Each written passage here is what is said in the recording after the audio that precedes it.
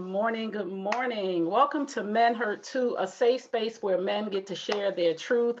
Brought to you by hashtag Coffee with T, and I'm your host T. You guys know that I love Mondays because it is Man Convo Monday, and I get to talk to an intelligent Black man who is going to share his views from his experiences, his life, and just in general how he feels. So, good morning. This morning we have Dwayne Peltier here with us, and I am so excited because I know him personally. But I ain't gonna get all in his business like that because we gotta give people their space. So good morning, pal.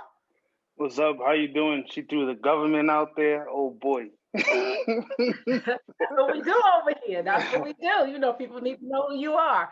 So the first question I love to ask the men is, tell me a little bit about your blueprint. Tell me about your relationship and your life, how you were raised by your mom and your dad. Wow. Wow. Um, so I lost my mom, and that woman was and still is my rock. Was not raised by both parents. My mother remarried, stepfather, really didn't have a relationship with him. It was like I felt like a shell of myself being in the household with him. As far as my mom, like when I say that she was my rock, she was my everything. I mean, my mom was a correction officer. Oh, First generation in the United States. I'm first generation in the United States. So my mother, she's originally born in Aruba, raised in Dominica, came here I think when she was 12. Still has had an accent up until she passed away.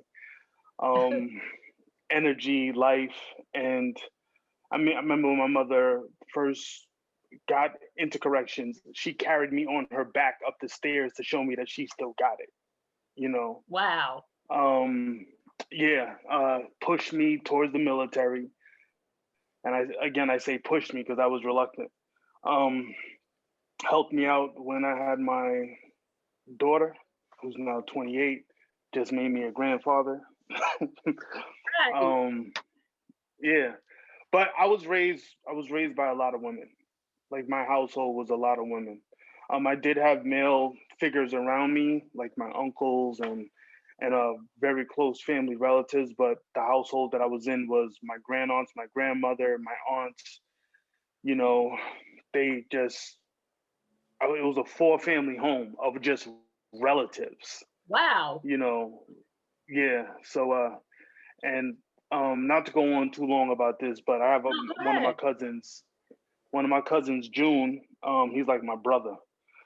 He lives in VA, and I remember he was telling me one time about like one of the dudes that he hangs out with. You know, he's in the streets, and he was like, "Yo, what's up with y'all dudes, man? Like for real, y'all dudes out here running in these streets like it's your family." He goes, "You acting like you never got hugged, like you never got no love, you know." And my cousin is, visceral male. He is like the epitome of alpha male, not taking no shorts, no BS. And he was like, "Yo, I got hugs all the time, so I don't got to chase the streets for no love." You know what I'm saying? He's like, and I thought that that was so poignant, that It is. he brought that, But yeah, my father's still alive. Big component in my life. We talk probably once or twice, a week. He's really the one. He calls every birthday. He sends a card. He's just always has been there, but I just wasn't raised with him. He's in Canada, and he is like one of, if not the funniest people that I've ever, ever, ever met, ever. Oh, that is Yeah. awesome. So Raised by a village of women. I like that. So, listen, people, if you just tuned in, you're tuned into Men Hurt Too, and we're here with Pell, who is a part of my family. And I'm just learning things about him myself. We know people from the surface, but when we dig deep, we kind of sort of understand the mind of a Black man. So, being raised around all women, a lot of women, how yeah. has that kind of sort of molded your character as a man and as a parent? It's interesting because I look back at some of it. So, um, I think it was good. I think that men definitely need male energy. I think that if you do not have any type of male energy around you, um, it, yo, your kid's Please. gonna be soft. Your kid's gonna be soft, right? Yes. And I mean, I had some fantastic people around me. Like my uncle Albert, he passed. This dude was the man's man. He did plumbing, electrical. He would take out your engine, change your transmission right in the driveway. Like, I was over, and that's my cousin June's father. So we was always over there. He was always trying to pass us a wrench to do something, and we were like, chill, right? Um, um, uh, my uncle Joey, he was a diplomat in the Caribbean. Like my favorite uncle, the guy, he's an economist. Now he'll tell you I'm just a humble father. But these are the people that were in my life as far as like male energy. My former boss Ralph Reynolds, he's owner of a coup with Ti. He distributes BBC and ice cream, and that he gave me my first job in fashion, right? And I gotta always give him praise and due, right? But it's just like he told me what hand I was supposed to wear my watch on. You know Oh, what I'm saying? And yes. that's and these are the little things that I remember. Not to say that these things made me a better man, but these are some of the things that a man has to go into the world, I believe, knowing, because you're interacting with other men who already know, and they're looking at these things as superficial as they are. This is part of the definition of who you are walking into the door. You get one chance to make first impression. Being nurtured by women, I mean, it was fantastic. I was loved up. I was the first boy. Can't do no wrong. I mean, I was a good kid. My mother would attest to that. I was more scared of her than anything, so I wasn't trying to be out of line. My mom definitely was a fighter, um, but it was great. I have nothing negative to say about being raised by women. I just think that women need to remember that you cannot make up for that male energy that may be missing. So make sure that your sons have interaction with their fathers. That's number one. Number one, for your children and for your daughters too, right? Yes. I think that your daughters, like, you can teach your daughter a whole bunch of stuff about being a wife, managing a home, how to be the best woman that they can be for themselves and anyone that they interact with. But your father gonna put you up on different type of game, just like Right. my mother put me up on different type of game. You know, so Right. I think that it's important. There's a yin and a yang. There's a balance. There's a reason why man and woman come together to bring forth the next generation. So Wow. First of all, if you just tuned in, you need to get a pen and a piece of paper. To the parents out there, to the single moms who are raising boys and girls, Pell just said it's so important that the father be present in a life. We cannot give our children what a man gives him, and we have to stop mentally thinking that, because we are losing our sons and setting our daughters up for failure, I believe. I mean, I came from a place where my biological father wasn't in my life, but I did have a stepdad that told me things about men, told me things about don't do this around a man. He told me this mm, one thing one time. So I was on this clubhouse one time, and they were talking about, should you pass gas in front of your significant other? And I remember that my stepfather said, listen, if you have to, if you married to somebody, of course it's going to happen naturally sometimes. He said, but don't no man want to smell your insides. And I carried that with me for a long time. And he said, I'm not saying it's not going to happen, because it's just natural. One day you might have to, because you're laying there. He said, but just remember, don't no man want to smell your insides. Like, get up if you can, walk away, be a lady. And I just remembered that. So that was helpful for yeah, me. As small as that was, like you said, as small as it was to know which arm to put your watch on, how to tie a yeah. tie, how to walk into a room as a man. These things are so important. So let's talk about what you do. So tell the people who are listening what Pell does. Um, what I do best is be a Sagittarius all day. Woo! Sag gang. We get trouble for this all the time, but we don't care. Nah, I'm a designer. I'm creative director. at the foundation, which is a multi-tier, multi-level sales agency. They sell brands like BBC Ice Cream, Rocket, Kappa, Blue Carrots, well known. I'm probably missing some other guys. We do home good stuff, Polaroid, Marshall headphones, a bunch of stuff. I'm also the creative director directly for well known Blue Carrots and for Kappa, which is a lot, a lot. Yes. So I basically oversee the general aesthetic with the owners of what they want the brand to be, as far as the cut and sew, which means actual designing of the garments, then the graphic language that we're trying to have, the theme that we're trying to convey, looking at what we did in past sales and make sure that we're moving in a track towards what we want the future to be. So it's a lot of moving parts, but like not for nothing, I enjoy it. I never thought that I would be doing this because I was in the Navy for electronics. Wow. And my life's track was on electronic path. But I've been drawing and painting and stuff like that. So I always knew I wanted to do something creative. Hence, the Lord, right time, right place. And a great friend of mine's, Mike Malbin, from Frank's Chop Shop, and his brother is Steve Malbin from Frank 151 magazine. These are like streetwear things, right? They're the ones who, Mike Malbin is the one who got me in the door with Ralph to get a job, and then got me a job with Echo to be Echo's first menswear designer. So I gotta give my roses to both of those dudes. I know that's right. Tell people thank you. Listen, we don't say thank you enough. So being a creative Black man, right? We know we have, men who are in corporate America. We know we have men who are in law enforcement and things of that nature. What do you want people to know about being a creative, the mind of a creative? Because sometimes I'm sure you probably just need space. What do you want people to know about a creative Black man? Like that might be a misconception. So first of all, I think that we all are God's fingerprint, right? We all are individual. We all are like, there is not another us in this infinite universe. Just think about how vast that is, right?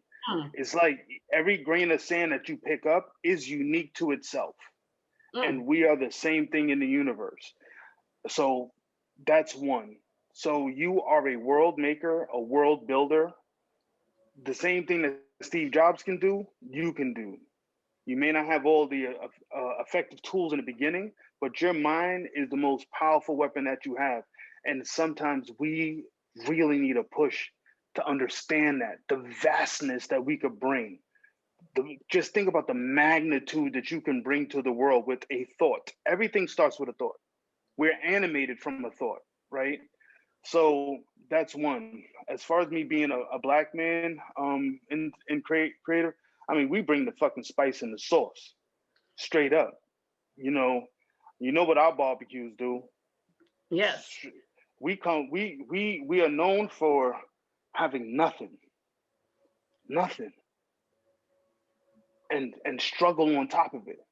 Yes. And bringing nothing but, the fucking seasoning and flavor that we bring is beyond that thought that is a world maker, because we're coming with nothing, right? And I think that everybody's actually creative. I don't think that it's just me working in this field, because we want our tax man to be creative. When you get that PPP loan, you want to be creative, right? Right? You want him to be creative. You want your doctor to be creative when he has to think of a remedy or what's your problem. You don't want him to just be textbook robot dude. You don't want that. You want this person. Look, when we go to school, we read about the Mavericks. We learn about the people who went against the grain. Yes. They went against the rules, right? And it's your job to become a maverick, not to be the next Michael Jordan or the next Picasso. It's to be the better next you. That's it. So as far as being a Black man doing that, I got all the flavor. That's how I look at it. I know that's right. Listen here. Listen, y'all. If you just tuned in, you tuned into Men Hurt Too, and we are here with Pell. And listen, confidence is everything. A lot of times we are in a world right now where the Black man is being pushed around, pushed down, doubted, disrespected. And to have Black men come on and say, this is what I do, this is who I am, and I'm unapologetic about it, just makes me want to stand up and salute the African flag. Okay. So let's just keep this interview moving. What happens when your creative juices are not flowing? Well, let me say one thing to what you just said. Please do. I'm not always confident on what I do. I've questioned myself several times over, like even in me working on things that I'm doing for myself, right? Creatively, I look at it, I second guess, I go to my peanut gallery, ask everybody under the sun what they think about it. And then sometimes I'm still looking like this. I know it's fire when I first started looking at it. Then I'm like, yo, this ain't it. And you scared to put your money out too. Your own money going on something, you be like, right. when it's somebody else's money and they want you to do a project, you got all the ideas. You're like, oh, we could do this. Oh, we could do that. When it's your money, you be like, I'm not gonna go for the XL idea. Let's go for the extra small idea, right? So, I'll not to get too long winded on that, but there is a parable. I wish I can remember who told me this, but it's about the devil and the wedge of doubt, right? The devil was basically getting rid of all of his tools, the mace of malice, the arrows of anger. He was having a garage sale, and this guy came up Right. to him. He's selling nuclear weapons, all of this stuff, and he had a little wedge that you have in the door, and he's holding it like right in front of him like this, right? He's not letting it up. So the guy was like, yo, what's that? What's that you got right there? He goes, oh, this is the wedge of doubt. He goes, what does it do? He goes, you selling? He goes, no, no, no. He goes, so what does it do? He goes, this little wedge, he goes, you can get over anger, you can get over malice, strife, sorrow. But if I put a little bit of doubt, if I make you doubt just a little bit that you can't do something, it doesn't matter how many people rally behind you, how much therapy you get, how many people say, attaboy, you could do it. It doesn't matter. You have to come underneath that. And if that wedge keeps on grinding into you, needling its way, it gets bigger and bigger. Because think about a wedge. It's a little tip, then it gets bigger and bigger, right? So he's like, only you can get out of that. And that's the tough part, right? That's the Wow. tough part. Sometimes you got to jump off the ledge. And jumping off a ledge in the dark, you don't know if it's a ledge of a building or a curb. But sometimes Whoa. you just got to jump. So as far as me not being creative, I go watch a movie and I go to sleep. That's what I do. I Okay. believe in there's a really good book called Cybernetics. If anybody's into it, it deals with NLP, which is neuro linguistic programming. It's basically self hypnosis. Is what we all do. We go to sleep with a problem and we wake up with the solution.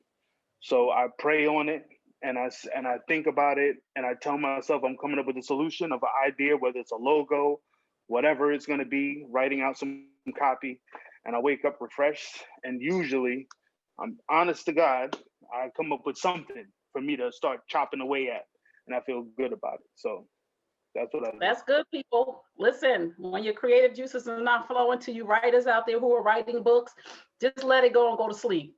Just wake up tomorrow and try again. Yeah, So that was good. Yeah, go ahead. yeah. Our brains, we're built with everything that we need. So our brains are wired to come up with creative solutions. And sometimes rest brings so much to the table for you. Honestly, like look into NLP for anybody out there. It's not no quack science. This is something that's been around. And when you really read about it, you'll be like, oh, I remember moments that I've had a situation of the sorts. It's just, and it's also about a mantra, letting yourself, one of the greatest things that I think that we can do as people is believe in your future and believe in your dream. Say it, write it down, actualize it, because that's what a vision board is, right? A vision board is just you, oh, I'm going to get this house, but you got to believe it and you got to say it and you got to be realistic and then work your way back towards what are these micro steps that I have to do to get to this crib, you know? But if you constantly see yourself in this crib, open up with the door, seeing the layout, listen, the universe is going to work in your favor. And if you don't believe Mm. it, go ask somebody that got wild bread. if, Yes. if that ain't the Yes. way. I love it. Yeah, Yes, you better great. believe it.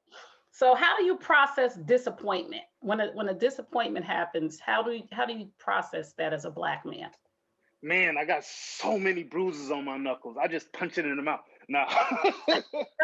No, I mean, processing disappointment, the biggest disappointment was losing my mother. Everything else is easy.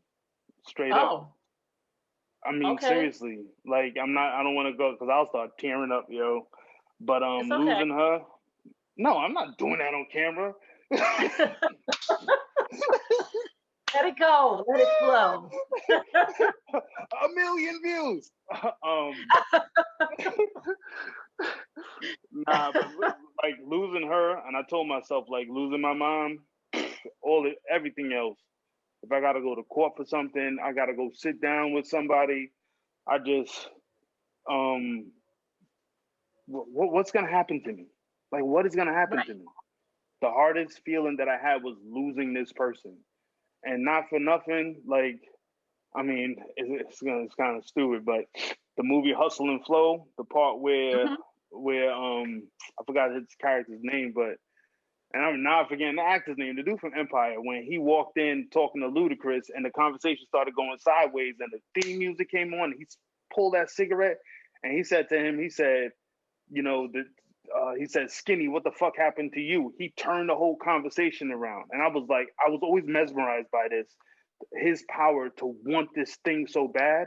And he was losing the conversation and he brought it back. That's where my brain is at. How am I bringing this back? Right. Whatever it is. If I'm disappointed, yo, everything is temporary. Everything is temporary. So how do I bring this back? And there's a way. It's a puzzle, right? So then I go to sleep. Then I wake up and I Right. have an idea and I run. I run with it. You know, you Yes. don't lose until you stop the race.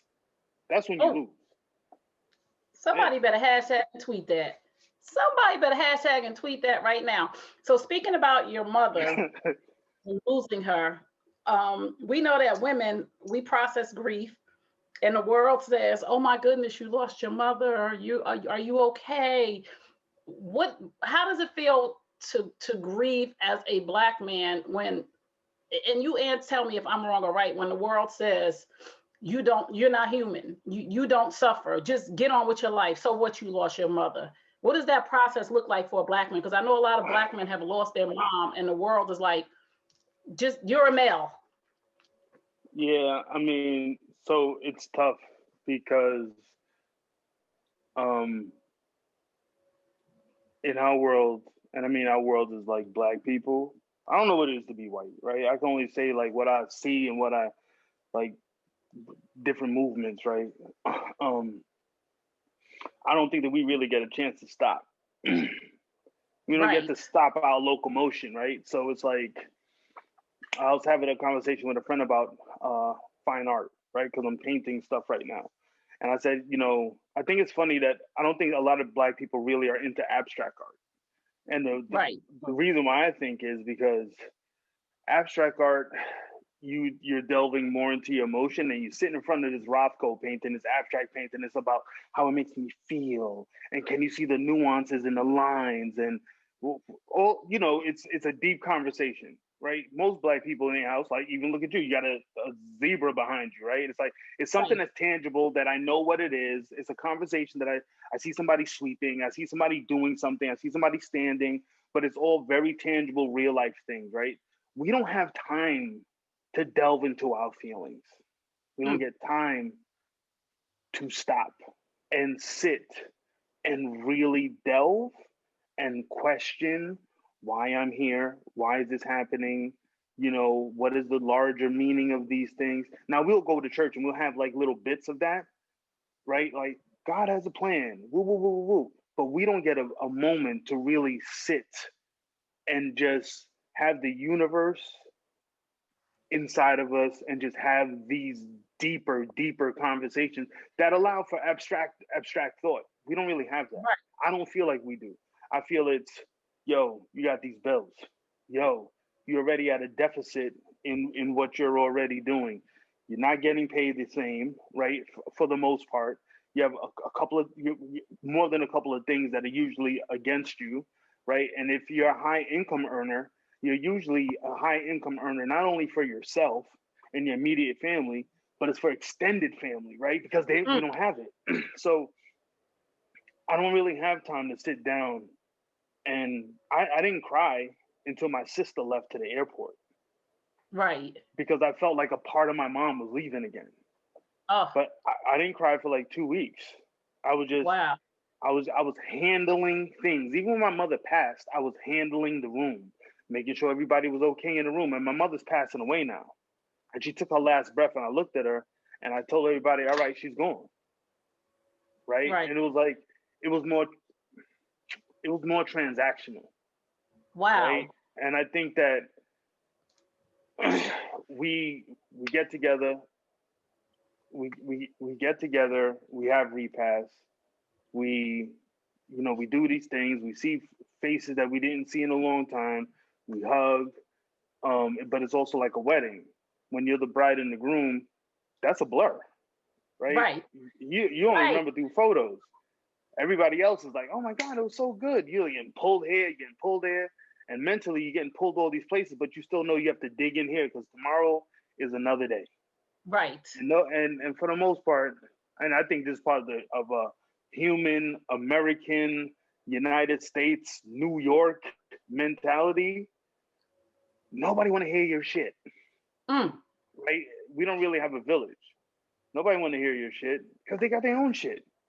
Motherfuckers in the projects, your cousin in the projects who's doing this, that, and the third. They're like, oh shit, I'm blase, bypass. Oh my God, are you okay, baby? Call me. They don't really want you to call them. Right. Like, you can call them last tonight. But anyway, I digress. It's okay. No, it's transactional. That's deep. Like, that's really, really deep. And I remember. Go ahead. Yeah. Go ahead. No. I'm listening. No, it's transactional. That was deep for us as not only as a Black man, but as a people. Because it was the same thing when my mom passed. I had to handle everything. So it wasn't no time for me to be like, oh my goodness, my mother, let me cry. I probably cried 5 years later. Like, I might have just processed this. My mother been gone for 16 years.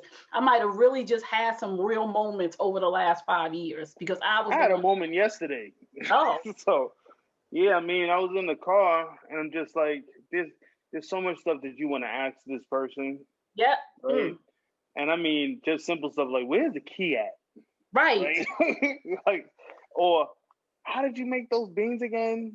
It's just like random thoughts. And the hard ones are because my mother used to go to the Caribbean. My mother retired at the age that I'm at now. She retired. Like, wow. I think my mom retired at 45. Wow. Somewhere like that. And the thing is, my mom retired from corrections. She had a pension. She had my stepfather, he passed. He works for the UN. So she got his pension. So she was just going from here to the Caribbean. Wow. So she was gone for 6 months at a time. So it feels like she's away. Oh. I'd be like, I can't call her. So sometimes I get stuck on stupid like that. I'm like, I want to tell her blah, blah, blah, Yes. But that's what I mean by the hardest thing to happen is that. So everything else is it's whatever. I know that's right. That's what I said. I'd be like, sometimes when stuff happens, I'd be like, that's all you got? Yeah. That's all you got? I lost my mama. but as you get older too, right? You've been in certain scenarios. So you've seen this already, right? Right. It's kind of like looking at the stock market. You start seeing trends and you know where the market's going to go. So you start seeing the bullshit that somebody's bringing to your table. You're like, yeah, been there, done that. I'm good. I still got the t-shirt from the last time. So, you can have this. I'm good. We don't need to go down that road. We don't even need to have this conversation. Right. You don't even need to be in my face. No, time is very important to me. So I can't waste my energy on that. Right. Yeah, so time, anyway. People, don't waste your time on stuff that don't bring you whatever you need. Don't waste your time. What is one of the biggest misconceptions you think that's out about Black men? That we're beasts. Wow. Yeah. That's what I think the idea that we're these beasts that are gonna drag white women into a cave Wow. is perpetuated still. Wow. So and so to say that we're not beasts is to say that we're human, right? Yes. You know, so it's to bring us into the context that we are human beings. I think that it blows my mind that we watched George Floyd die. Yes. We watched him die. His life got snuffed out on TV, and we watched it 9 minutes and 29 seconds. Right? We watched Philando Castile die. We watched Eric Gardner get choked out. Like getting shot is one thing, but getting your life snuffed out by another man's hands slowly, right? So we're the only people that we see that happen to. Right. And it's become normalized on TV. Like, to me, that's psychologically, that's kind of weird. It's like a mind fuck to me. Right. That this is being sensationalized. And to have our dear Kamala Harris be on TV and say that she backed the Republican senator by saying she does not believe that America is a racist country. Like, what America are you in? Right. Right. I think that we have made huge strides, but still not enough. Right. So I think that I'm not going to put the onus on us, because I know people say, oh, well, we doing black on black crime and all of that stuff. Yes, we are. And so is every other race. They're doing crime upon themselves. Anytime you have a marginalized community, you have those that are going to prey onto it because they know that marginalized community is not going to go outside of themselves. Right. So I think that it's important that we are seen and we are seen by one another, not to be beasts either. Right. Because I need to look on to my fellow brother and know that there is not a threat of violence between me and him for any action, stepping on his foot or whatever. But more so when also externally, the powers that be, and the powers that be actually be having this debate. I don't think that they really are going to make a change until a change is really warranted, because you could kumbaya all you want outside of my house and say that you want me to give you a pound of sugar. If I don't want to give you the sugar, I don't want to give you the sugar. Only time I'm going to give you the sugar is if you probably bop me over the head or something like that. But outside of that, you kumbaya. I'm like, okay. Yes. You can keep on protesting. Yeah, protest in the corner though, and you could do it, and then you can only protest from 6 to 9, and then you go home. Like, I think that we've seen what Raging Against the Machine does, right? Yeah. I'm not necessarily advocating for looting, because I had friends that their businesses were hurt by that. But when you have a squirrel, which is a small animal, backed up into a corner, he's going to gouge your eyes out. Yes. Yeah, so stop poking the motherfucking bear. Right. Man, you said a mouthful right there. If you just tuned in, you're tuned into Men Heard Too. I am with Pell right now, and he is dropping some nuggets on you guys on what it is to be a black man and what black men really need, and some misconceptions. Now, what is the biggest fear? What do you think? And these are just Pell's thoughts from his experiences, from his education, from his employment, the things that he has experienced as a man. What is the biggest fear for black men other than police brutality? My biggest fear is my mortality. The fragility of just life. And probably I'm getting that also because I got wild grays on my chin and I'm getting older, right? So, I mean, I'm starting to see people, COVID put shit in perspective. And right. By the way, disclaimer, I curse a lot like a sailor because I was a sailor in the Navy. So that's okay. but and not being able to protect my family. Wow. Like, I want people to understand what fears Black men, because we always talk about police brutality. With police brutality. Black men are human beings first. And that's the first thing. I think that's the first line in my book, Men Hurt Too, that Black men are human beings first. So I just want the world to understand that everybody, all humans have some level of fear. And I just want women and men and society to understand what the levels of fear. And I ask most of the men who come on this program, what is some of you guys' fears other than police brutality? yeah, I mean, there's a, you know, I have a fear of not being able to provide for my family and protect my family. There's a great book, but Between the World and Me by Ta-Nehisi Coates, where the common theme through it is about the Black man, and when I say Black man in this context, Black man and woman, our bodies are allowed to be broken. Everyone is allowed to beat on us one way or another. The school system, the police, legislature, also our own community, right? If you're weak, you always got to be walking around with resting bitch face, a grill on your face when you walk through your own neighborhood. Then you got a code switch, but you also got to be ready to become docile when you're dealing with people who don't look like you in a corporate setting. Hey Jim, hi. You got to deal with that shit. And when he comes with some bullshit, you gotta grin and bear it, right? And it's that's like psychologically, that's like a mental Rubik's cube that's always being turned, Wow. constantly being turned. And like PTSD in the hood is real. Like, it's real. I was walking down the street and I heard this dude talking. I think he was trying to tell his mom to let his grandmother meet up with them by the YMCA in Harlem somewhere. And the grandmother was worried, like, yo, where they're gonna go through is a little rough. And he's like, I know all the shooters. They ain't messing with her. And I'm like, you know all the shooters.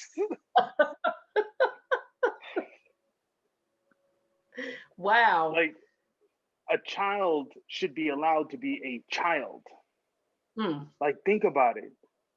Like one part of Ta-Nehisi Coates' book, he said he was walking actually in Harlem, and Harlem has like huge sidewalks. So a white kid was walking with their parents coming the opposite direction, and the kid was on a big wheel just going all over the place, and he's looking at the parent like, why aren't you holding your kid? So he held his kid close, and then he realized, I'm not allowing my child to be a child.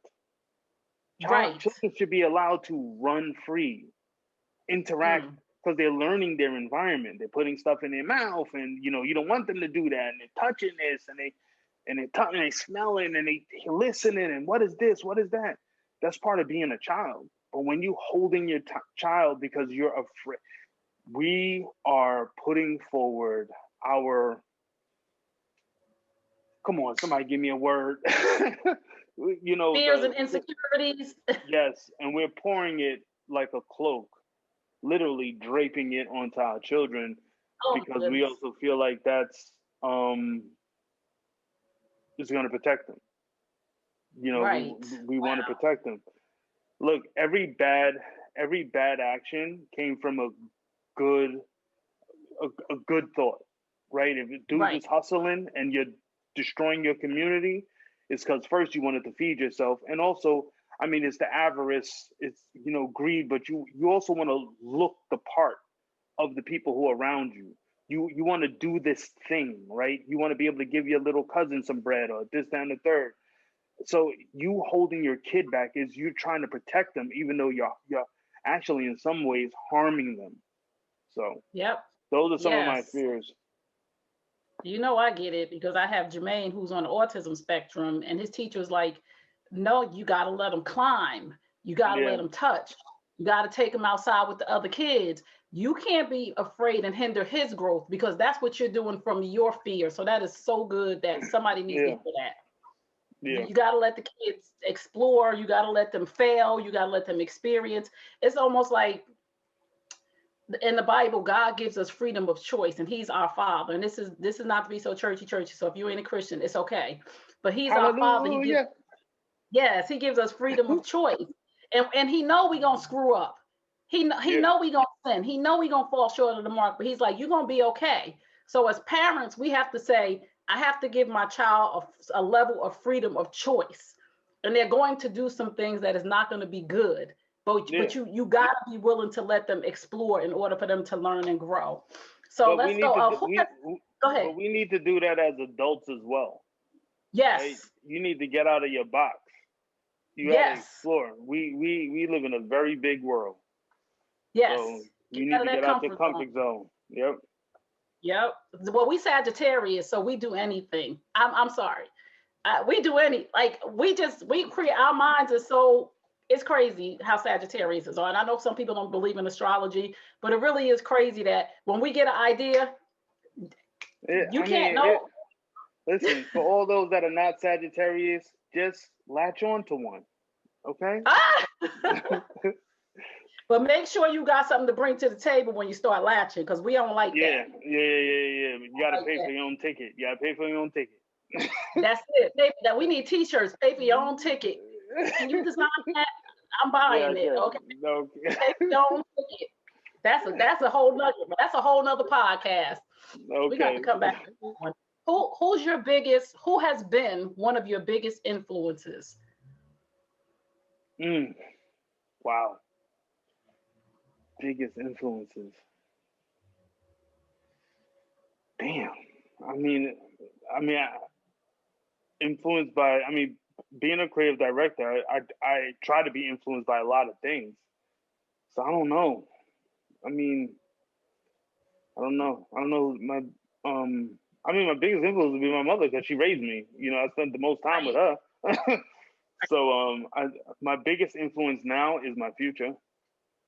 Oh, okay. Is where I want to see my future self, because right now there's a buoy in the middle of the ocean and I was on the shore and I've already circled around. So the time that I have left, who knows if I'm going to make it all the way to the shore again in my lifetime, right? I'm 47. So I got to think like I have a smaller window to get super busy for my lineage. So that's what I'm looking at, where where I see my future self, and I want to outrace and outpace him. Wow. That's it. I'm going to outrace and outpace her. What you talking about? Listen, I'm about to be looking at this interview over and over again. What are you most proud of? Most proud of bringing life into the world. My grandson, like being alive, having ideas, having mobility and thought. I'm most proud of the friends that I have, and I mean for multiple things. I'm going to give them their roles. I'm not going to say their names necessarily, but I was in a financial like fuckery after my mom died, right? Like I wasn't doing anything. My brain was all over the place. And my friends came and like supported me multiple ways, like hella financially, like salary wise financially. And that's a blessing. Yeah. Like seriously, that's a blessing to have people corral around you and really want to see, like, sometimes and this is part of that doubt shit. Like even in me doing my own stuff, my friends come and they're like, yo, they push me and I doubt myself. I don't see it. And at one point I was wondering, what the fuck are y'all seeing? Like, what is this an inside joke? Like y'all coming together and y'all drinking, like, yo, let's go fuck with Pal. But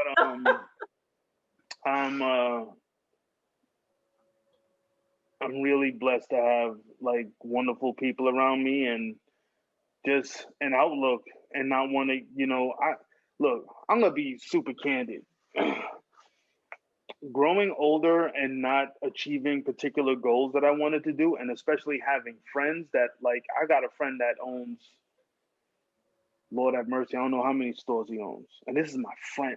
Like I used to have the keys to his house, right?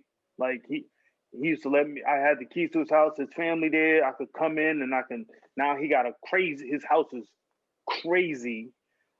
This dude, his store is carrying like Dior and Balenciaga, and he's getting into hospitality, and he's helping kids in the city. He's doing like amazing things, and he still gives back tremendously. And you know, when you see your friends like really evolving, you're like, yo, what happened to me, right? And that's Right. part of that. That's part of that. You know, envy and jealousy comes in, but that's also you got to get yourself out of that bullshit because you also got to be realistic and you got to look at how you played your game because how they play their Mm, game is totally different. And it goes back to I have to look at what my future self is because those same friends that are doing it, those are the same ones that supported me. And those are the same ones that come to me and they tell me, yo, get your shit together. right. It's time to go. You know what I'm saying? And I've lived a lot of life. I told my mother before she died, I mean, this is before she was on a deathbed and all that. I told her, yo, if I wind up going, I'm good. Because I said, I lived a lot of life. Right. I was in the military, out the military, in fashion, traveled the world. And, you hear people say they travel the world. My passport, well, I couldn't get out of China because I ran out of pages and they had to put more pages in. Like, Wow. I've traveled the world and God has been great to me, great to me. Mm, But there's more that I want to do, and I want to impact the world in a different way. I want more than anything. I want to be able to look at the younger me and pour this information out to, and say, wow. do it better, because there's always is Wow. better. There always is better. Yeah. Do it better. Do it better. Do it faster. Do it quicker, and then you go and help some other people do it better than you did. Wow. Like, listen, this is so good. I'm so glad that you're on here. I mean, you have dropped some gems for some people who may just be stuck. Sometimes you just need to hear a word. Sometimes you just need to hear a phrase. Sometimes you just need a moment to sit and watch somebody that can be real candid and honest to say, listen, all of us do this. All of us. And people ain't going to be transparent, pal, or tell their truth. They going to feel like I ain't never jealous or envious of anybody. All of us look at somebody somewhere on our journey and say, what happened to me? Like, Yeah, wait a minute. I've been on the same path with them for 15, 20 years. Well, what happened to me? yeah, So we but got to with it's ourselves. Go ahead. yeah, we're um built of our circumstances, right? And our experience and our exposure. Again, your path, you could be walking with somebody at one point and y'all start to deviate and they go on a different way. Like I had multiple things that happened in my life that they didn't have happen, right? Right. Um Same year that I was working at Universal Records, the same year that I lost my mom, months later I lost my job because they just were downsizing. So it was Right. like I was fucked up in the game. Um, Like, but yeah, but the thing is, I mean, we've heard this paraphrase. It's like it's not about how many times you get knocked down. It's about how many times you get up. Because that one time that you get up, yo, that could be the shot that you needed to win the fucking round, yes. win the fucking fight, to push your Yes. whole legacy in a whole different direction. But you gotta want to get up. Like, yo, not for nothing, I'm gonna tell y'all, I'm lazy as fuck. my friends will be like, "Oh, this dude's always working." Look, I don't want to work. I want to watch TV. That's what I really want to do, right? I don't want to do nothing else. I wake up in the morning, I get on this fucking bike for a half hour, and I work out. And at night, I'm working out again because there's something that I want to do. And if you want results, you gotta do the work. Yo, we are known to have nothing and make something out of it. And it's not about you looking at somebody else and being like, oh, they got it, they had all of these things. Nah, sometimes when you start the fucking car and you're driving, people are going to want to. We already know this. If you got a car, your friends want to jump in. If you have an Yes. idea and you start the locomotion, people will bandwagon. They will magnetize to it. They will push it forward. It always happens. Don't doubt the miracle that you have of being God's fingerprint. You are unique. And because you are unique, you can bring something unique to the table. Every time, open your mouth. Don't be afraid. If you say something wrong and somebody disagrees with you, ask them, why do you disagree? Tell me, enlighten me. If you don't get the job, ask them, why didn't I get it? How should I have presented myself? What could I have done? Only thing you have to do is always have a 6 Sigma of self. 6 Sigma is a business ideology of always trying to make something better, right? So you have people who take these 6 Sigma courses and they literally are handling the operations of business, and their thing is to analyze the business and always look and say, okay, how can we make it more efficient? How can we save more money? What can we do here? How can we push it out quicker? How can, the distribution channels, they're constantly looking at that. Shit, do that shit for yourself. Do it for you. You are the best commodity you got. Every day, all day. You're the best commodity you got. And if you're going to put all this time into school and this and that and the third, you better put it into yourself. That's it right there. We're almost to our time. We are at the 9:52 hour, so we're almost to our time, but I'm going to give you 3 words, and then you tell me what comes to your mind when you hear those words. It doesn't have to be a 1-word answer. It could be a paragraph or whatever, but what comes to your mind when you hear these words? So love. Family. Okay. Life. Family. I love it. Yes. Wisdom. Wow. Oddly enough, I think of the universe. Okay. Yeah. Wisdom I is think that to you. Yeah, I think that the universe is like an ocean, and you constantly dip.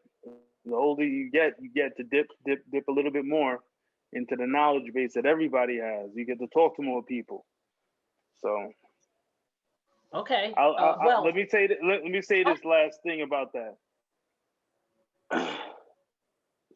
Make sure you help people. And I'm saying this to the audience. Make sure you help people, because at the end of the day, your knowledge is not a shirt, right? If it's cold outside and I give you my shirt, I'm going to be cold. But if I give you wisdom, I give you knowledge, I give you understanding, now we both have it. And we both can attack. So make sure you help people. Give people knowledge, especially if they're asking for it. So you said wealth? Wealth. You said wealth? Uh-huh. Robot legs. Uh-oh, what does that mean? Yo, I keep on saying, if I win the lotto, I'm gonna cut my legs off and get robot legs. I'm like, because I got so much money, fuck it, I'm just doing all type of shit. People with money start doing weird shit. Yo, that's deep. No, that's deep for real. Because wealth, like your mind. I'm telling you, I can't with you right now, because that hit somebody else like it just hit me. It's the thought of, so many people think of wealth and they go into this whole thing, but wealth went for you, because I feel the same way. I see a lot of wealthy people who get into some crazy stuff, and I'm like, why are they doing that? Because money doesn't make you happy. Nah, and they bored. They bored as shit. I mean, I ain't gonna do it. I'm just joking, being facetious. I know. But like, who knows? You can get into a lot of shit. Money is a stick, right? So it's like, it's just an extension of your hand. If you want to slap the shit out of somebody, you got a stick. It's harder. If you want to help somebody, you can help somebody out of quicksand with the stick. You know what I'm saying? So it's just an extension of yourself, magnified. If you want to wild the fuck out, you're gonna be out there like this. You know what I'm saying? But if you have an idea of what if you really want to do something on a grander scale, you're going to use the money to do that. That's it. Wow. But if you see me jumping over buildings, I got paid. I'm not messing with you. Money is a stick. I know somebody wrote that down. Money is a stick. Money really magnifies who you really are. So if you look at people who are wealthy, not rich, but wealthy, and you see their actions and their behaviors, it's just really showing you who they were, even when they didn't have a dime. They just get to expose it more to the masses when they're wealthy. Spirituality. Spirituality. When I hear spirituality, I think spirituality. I mean, I don't know. I think it's I think religion is a problem. I think spirituality is where it's at. I think it's spirituality, say nature, is natural. It's something that you don't necessarily have to be taught. You could be directed towards, but you don't have to be taught. We know, you don't want somebody to take your shit. Don't take somebody else's shit, right? I mean, you know what innately makes you feel happy, so you should be altruistic with that, and you should want to give that same feeling out to others. I don't think that I need some man, in general, man, woman, to be a vehicle to tell me that I need to go through them to be able to talk to a higher being. Yo, you're flesh and bone just like me. So right. Yeah, I think that if spirituality is like love, right? If we really embrace that thought of what I want for me, I want for you, just imagine where we would be. Like really where we would be. So. That's good stuff. And the last word, home. Home? Yep. Moving. Oh. Comfortable. Yes. Yeah, I mean, I'm very much a Sagittarius, so I believe in experiencing shit. I want to be able to move around. I mean, to me, home is like, it's not going to sound good. Home is like a boomerang. So right. I feel like I should be able to go out, see the world, and then come back to this place and feel comfortable. Because everybody outside of that fucking door of my house wants to take $1 from me. And it's my job to get $1 from them. Home is the only place that I don't have to worry about that. So it's comfortable, it's safe. Yeah. Wow. I ask that question a lot of times because after I lost my mom, it took me a long time to figure out what home was. Because home was anywhere she was. That was just home. So it took me a long time to figure out, like, where the hell is home? Like, I'm just out here. Like, you know what I mean? Because anytime something went wrong, I could run home. Like, let me go home. Let me ask my mother. So it just taught me that, she's always in my heart. So the little cliche saying that home is where the heart is. So I had to really process that for myself to say, you know what? Like you said, wherever there's comfort and there's love and there's peace, that's where home is. So tell everybody where they can find you. What's next for you first? What's next and where they can find you? What's next? Hopefully be COVID free. I mean, I don't know. I mean, what's next for me is keep on existing and doing what I want to do. I'm creating stuff. I don't really share a lot on the gram. I plan to, but everything, all my social is Pella NYC. That's PEL NYC. Also, my website is PellaNYC.com. That's really about it. I'm just really behind the scenes design and stuff. But like I said, I'm working on an art project that's very important and dear to me, and it's very Black. And the working title is things that, literally, it's things that kept me up at night. And it's actually a conversation that I was having with myself because I was fucked up with the George Floyd shit. Right. Being a man with a family and feeling like I'm not able to protect them, like literally not able to protect them.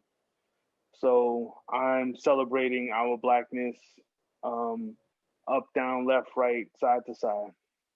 Our good shit, our bad shit, what it means to be us. So that's what I'm working on. It. Yeah. We can't wait to see that. What's the title of it again? The title is What Kept Me Up at Night. I love it. What kept me up at night? So y'all stay tuned. Go ahead. Yeah.